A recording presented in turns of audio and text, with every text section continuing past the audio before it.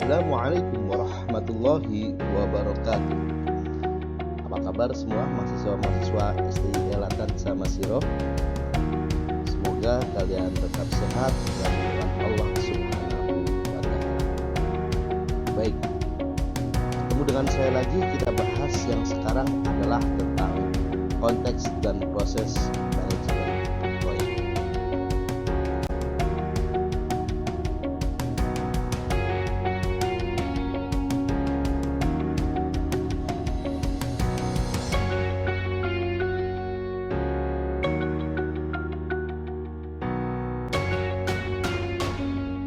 Dalam pengembangan sebuah produk, pada dasarnya mengikuti tahapan yang disebut dengan siklus hidup produk atau product life cycle. Perencanaan sebuah produk yang akan dibuat merupakan fase awal yang dilakukan sebelum produk baru dibuat. Berdasarkan hasil perencanaan ini, fase berikutnya adalah membuat analisa berkaitan dengan pengembangan produk baru.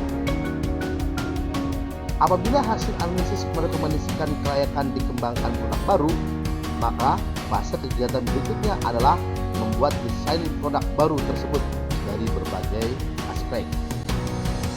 Dengan hasil desain ini, maka produk baru pada hakikatnya dibuat. Kegiatan ini dapat dilakukan dalam fase implementasi. Setelah produk jadi, fase evaluasi harus dilakukan dengan tujuan untuk melihat apakah produk baru tersebut sesuai dengan perencanaan sebelumnya atau tidak. Pada fase ini kita butuh dukungan.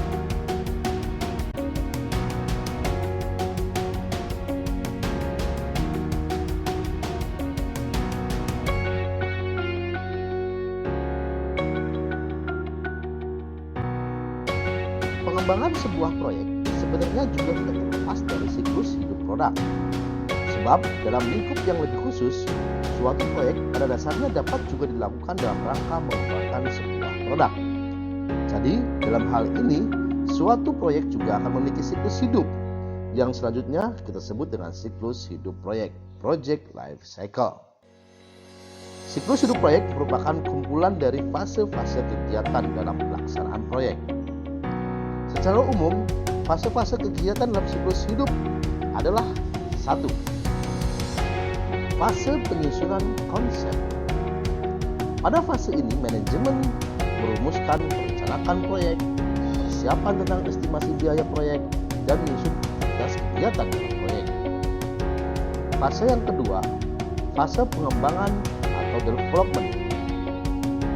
Kegiatan dalam fase ini bertujuan untuk menyusun perencanaan proyek, estimasi anggaran biaya, dan menyusun aktivitas kegiatan dalam proyek secara lebih rinci. Fase yang ketiga adalah fase pelaksanaan atau implementasi.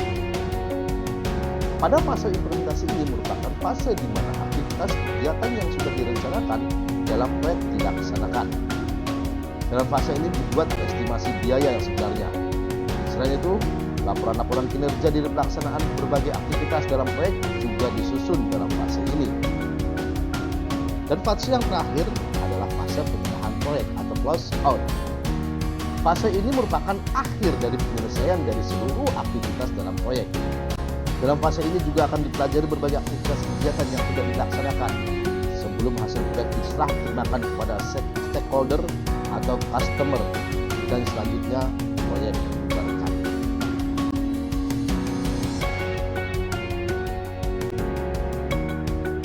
Dalam siklus hidup proyek dibagi lagi menjadi 2 tahapan. Yang pertama ada yang disebut dengan project feasibility, dan tahapan yang kedua ada yang disebut dengan project acquisition. Pada fase penyusunan konsep dan pengembangan itu masuk kepada project feasibility, dan fase pelaksanaan atau implementasi dan penyerahan project itu masuk kepada tahap project acquisition.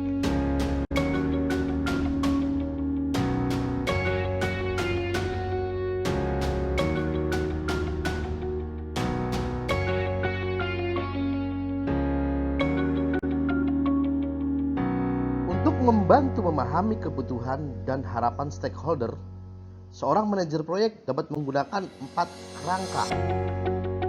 Yang pertama yaitu kerangka struktural. Kerangka struktural untuk membantu pemahaman pada peran dan tanggung jawab, koordinasi, dan kontrol. Yang kedua adalah kerangka sumber daya manusia. Dibutuhkan untuk pemahaman pada hubungan yang harmonis antara kebutuhan organisasi dan kebutuhan sumber daya manusia. Yang ketiga yaitu kerangka politis. Dibutuhkan untuk pemahaman bahwa organisasi merupakan koalisi atau gabungan dari orang-orang atau kelompok-kelompok. Konflik dan kekuasaan merupakan isu utama dalam kerangka ini. Yang keempat yaitu kerangka simbolik, yaitu untuk pemahaman pada simbol dan arti berkaitan dengan suatu event. Kultur budaya merupakan hal yang sangat penting dalam kerangka ini.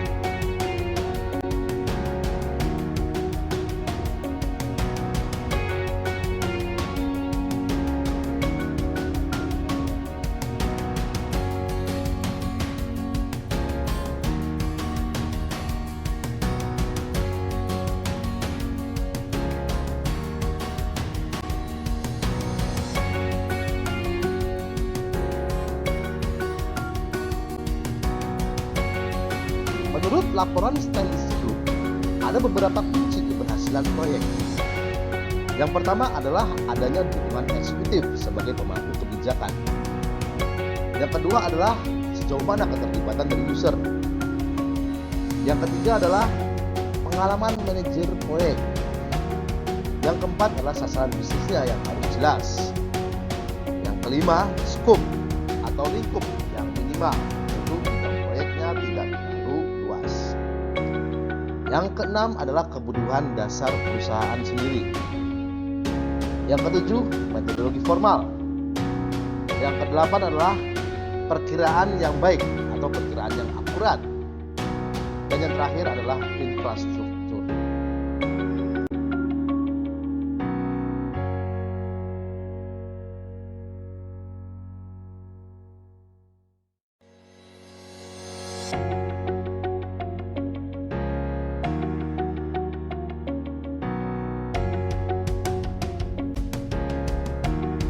Ada beberapa keahlian yang harus dimiliki oleh seorang manajer proyek. Yang pertama yaitu keahlian berkomunikasi. Seorang manajer proyek harus mampu mendengarkan baik kritikan maupun masukan dan juga bisa melakukan pendekatan atau lobby. Yang kedua, keahlian berorganisasi. Seorang manajer proyek harus mampu membuat perencanaan, merumuskan sasaran, dan melakukan analisa. Kemudian seorang manajer proyek ahli dalam bekerja tim. Dia harus memiliki sifat empati dan juga ketegasan, bisa memotivasi dan juga mempunyai semangat yang tinggi. Yang keempat yaitu keahlian memimpin. Dia harus mempunyai sifat yang energi, mempunyai visi, bersikap positif, dan memiliki kemampuan pendelegasian. Selanjutnya yaitu mempunyai keahlian menghadapi masalah. Masalah tidak dicari, sebisa mungkin kita hindari. Tapi jika ada masalah, kita hadapi, jangan lari. Yang terakhir yaitu keahlian teknologi.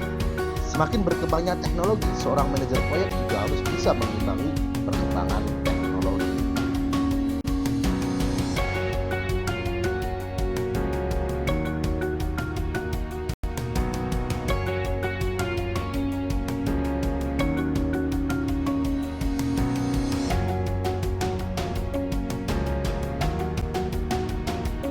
Gugus proses manajemen proyek adalah kumpulan kegiatan yang merupakan penjabaran dari siklus hidup proyek. Ada beberapa gugus proses manajemen proyek, yaitu yang pertama yaitu proses inisialisasi. Kemudian yang kedua yaitu proses perencanaan, yang ketiga proses pelaksanaan, yang keempat adalah proses pengawasan atau controlling, dan terakhir adalah proses penyelesaian atau penyerahan proyek. Baik, bisa kita lihat di tabel level of activity dari kelima proses tersebut. Semua kelima proses tersebut dimulai dari titik fase di 0 ini, selain dari proses closing. Kemudian ini ada proses inisialisasi. Proses inisialisasi dimulai dari titik nol, tapi mempunyai durasi yang pendek. Kemudian yang kedua proses planning. Proses planning juga dimulai dari nol, tapi dia mempunyai durasi yang lebih besar daripada si proses inisialisasi. Kemudian di sini ada proses eksekusi. Di awal proses eksekusi sangat andai sekali, kemudian dia akan curam naik pada saat di tengah-tengah. Kemudian proses bekerja secara normal, kemudian pada saat menjelang akhir dia akan curam lagi ke bawah sampai finish. Kemudian ada proses kontrol.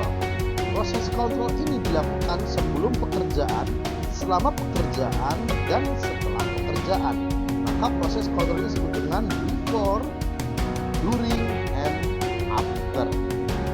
Kemudian kalau sudah mau selesai, proses closing dimulai. Proses closing dimulai tidak menunggu proses eksekusi sampai akhir, tapi sebelum dia berakhir maka proses closing sudah dimulai, sehingga pada saat kegiatan eksekusi berakhir maka proses closing pun akan segera berakhir. Di sini akan terjadi serah terima pekerjaan. Terima kasih telah mengikuti mata kuliah kali ini tentang konteks dan proses manajemen proyek. Jangan lupa follow Instagram maupun Facebooknya. Jangan lupa silahkan kalian pelajari materi di aderismanto01wordpress.com dan ikuti YouTube-nya. Terima kasih, tetap sehat semuanya. Assalamualaikum warahmatullahi wabarakatuh.